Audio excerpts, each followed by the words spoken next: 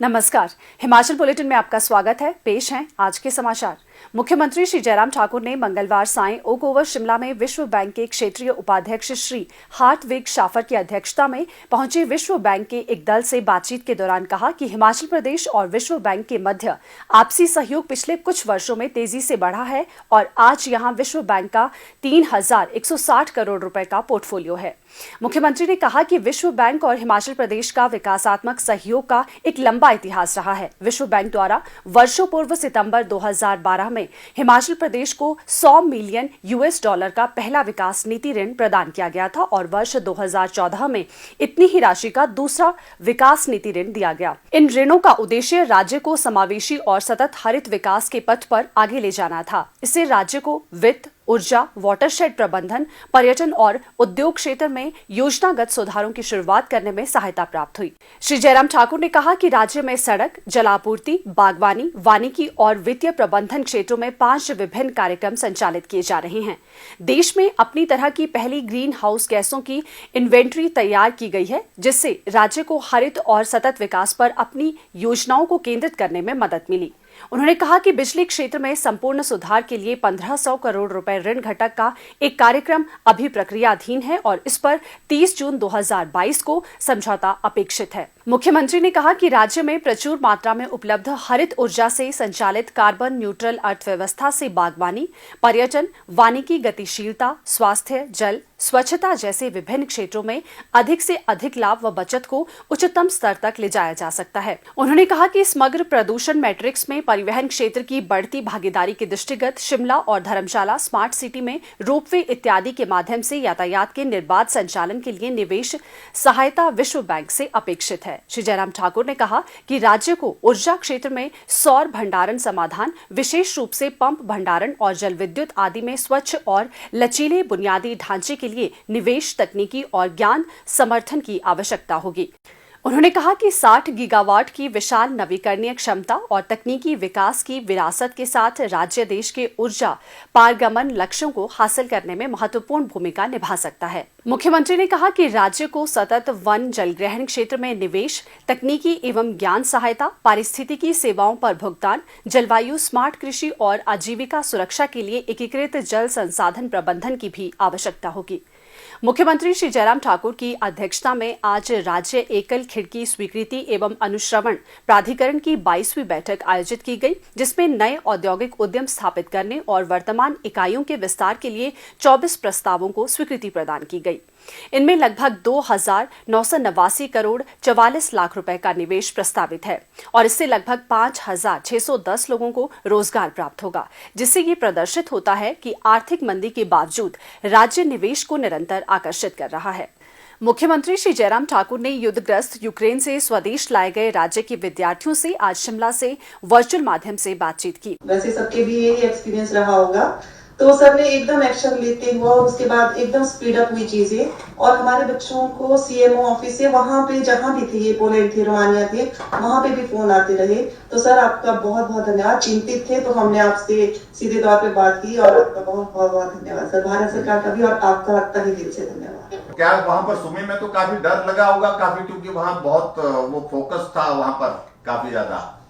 जी sir, वहाँ पे sir हमने एयर स्ट्राइक अपने विंडो से देखे हैं, बॉम्ब ब्लास्ट हमारे पास में हुए वहाँ पे। सब पानी की सुविधा 3-4 दिन से तो जरा भी नहीं थी, लास्ट के 3-4 डेज से।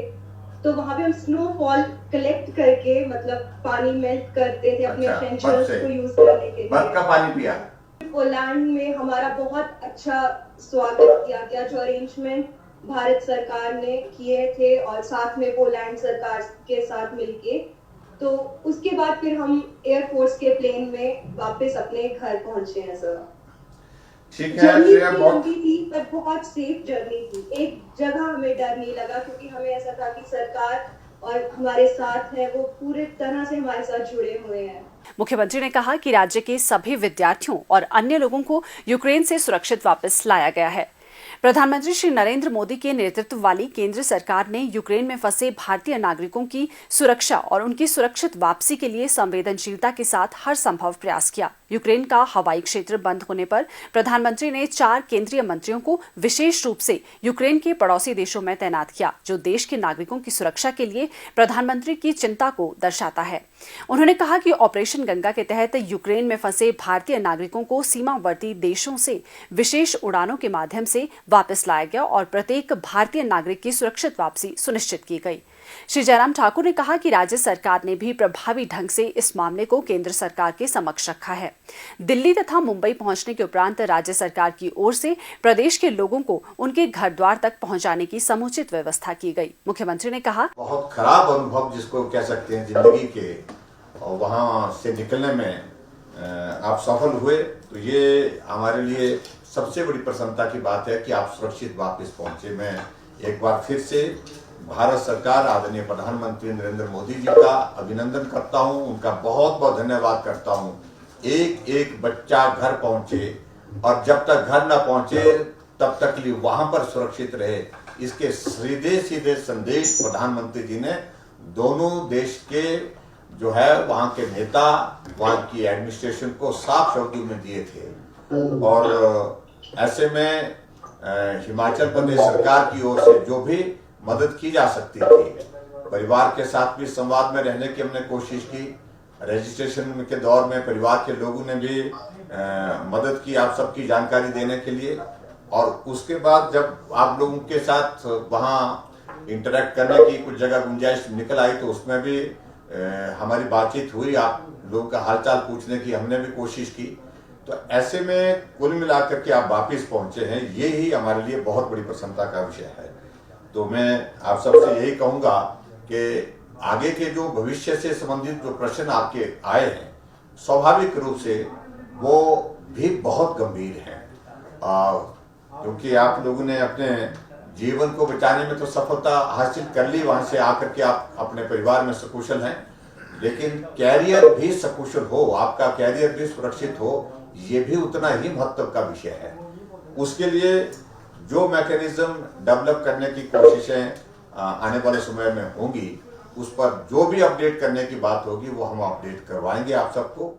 मुख्यमंत्री श्री जयराम ठाकुर ने आज शिमला में मंडी जिले के जतिन शर्मा द्वारा स्वरबद्ध वीडियो गीत ऐसी म्हारी मंडी जारी किया। मुख्यमंत्री ने गायक के प्रयासों की सराहना करते हुए कहा कि ये गीत प्राचीन संस्कृति एवं परंपरा को संरक्षित करने और लोगों के बीच मंडी जिले की भव्य घाटियों के सौंदर्य को और लोकप्रिय बनाने में सहायक सिद्ध होगा।